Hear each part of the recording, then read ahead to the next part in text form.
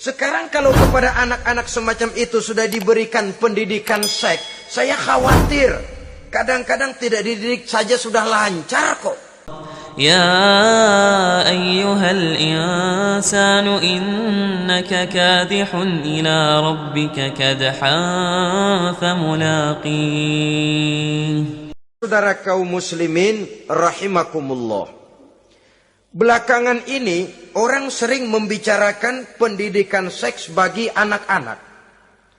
Menurut pendapat saya, walaupun itu diperlukan, tapi tidak harus dilakukan secara menggebu, dan masih banyak hal-hal mendesak lainnya yang lebih perlu dibicarakan ketimbang bagaimana memberikan pendidikan seks kepada anak-anak kecil. Barangkali yang memerlukan, yang sering bertanya tentang seks cuma terbatas kepada anak-anak kecil di kota-kota besar, yang oleh perkembangan teknologi dan komunikasi, daya pikirnya memang sudah sedemikian maju. Tapi berapa ribu jumlah anak-anak kecil yang semacam itu? Selebihnya puluhan juta anak-anak kecil yang tinggal di daerah-daerah terpencil, di provinsi-provinsi lain, di luar keramaian, yang sama sekali belum perlu untuk hal-hal yang semacam itu. Haruskah cuma untuk membela yang 1.000 atau 2.000 orang ini saja, lalu kita mengabaikan yang puluhan juta adanya? Kita masih harus membicarakan bagaimana kurikulum pendidikan yang mapan. Kita harus membicarakan bagaimana sistem pendidikan yang memadai. Saudara-saudara, Quran sendiri harus kita katakan berbicara soal seks, tapi gaya bahasanya sopan. Ajaran yang terkandung di dalamnya luhur, tidak terbuka belak-belakan. Saya khawatir disalahgunakan nantinya. Maklum ya, yang namanya anak-anak, sifat yang menonjol pada dirinya itu adalah hubbut taklid. Senang meniru. Apa yang dia lihat, apa yang dia baca, apa yang dia tonton, biasanya ingin dia terjemahkan dalam kehidupannya.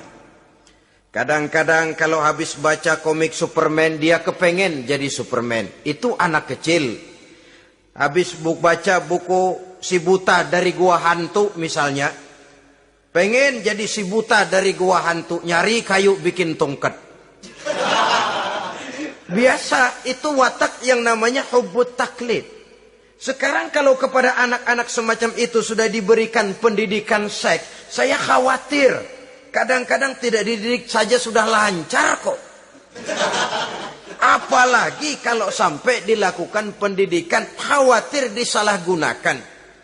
Saya katakan tadi, Quran juga misalnya Al-Baqarah 223 ini bicara soal seks, tapi sudah lihat gaya bahasanya.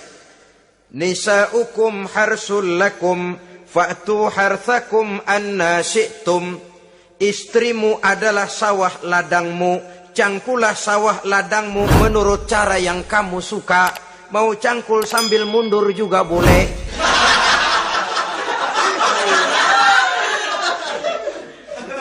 Teknik mencangkul terserah kita, asal yang dicangkul sawah ladang sendiri. Jangan sawah ladang orang lain dipaculin, marah yang punya. Kita lihat di sini betapa dalam gaya bahasa yang sopan Al-Quran berbicara soal ini.